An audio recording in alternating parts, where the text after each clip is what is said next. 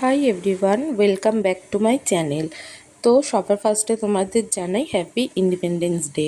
এই ভিডিওটা হচ্ছে 15 আগস্টের, কিন্তু ভিডিওটা তোমরা একদিন পরে কি দুদিন পরে হয়তো দেখতে পাবে। তো দেখো, সকাল সকাল উঠেই মা আমাকে বাজার পাঠিয়ে দিয়েছে। অন্যদিন আমিই বাজারে যাই, আজকে যেহেতু বোনের পড়া ছুটি আছে আমি বোনকে নিয়ে গেছি। দেখো, বাজারে এসে গেছি। এত ভিডিও করবো, আমার এত লজ্জা লাগছে, সবাই হা করে তাকিয়ে দেয়, কোনো রকম ভিডিও করেছি।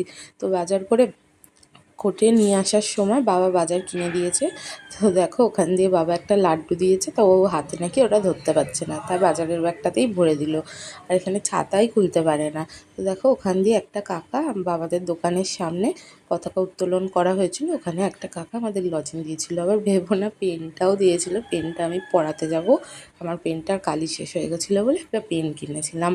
তো দেখো, এত রোদ, আমার বোন ছাতাটা নিয়ে ঘুরছে কিন্তু ছাতাটা খুলছেই না।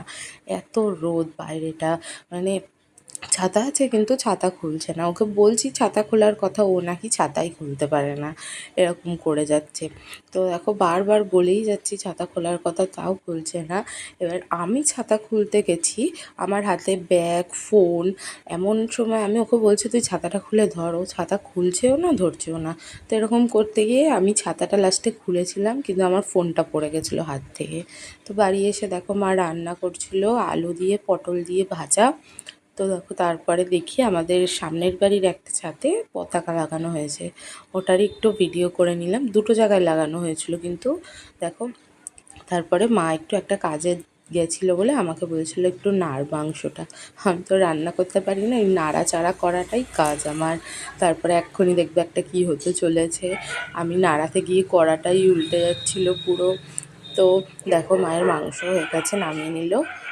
তো দেখো, যদি ভিডিওটা ভালো লাগে তাহলে লাইক কমেন্ট শেয়ার করে দেবে, আর আমার চ্যানেলটাকে সাবস্ক্রাইব করে দেবে। আর ভিডিওটা কেমন হয়েছে কমেন্ট করে অবশ্যই জানাবে। দেখা হবে অন্য একটা ভিডিওতে। তো টাটা।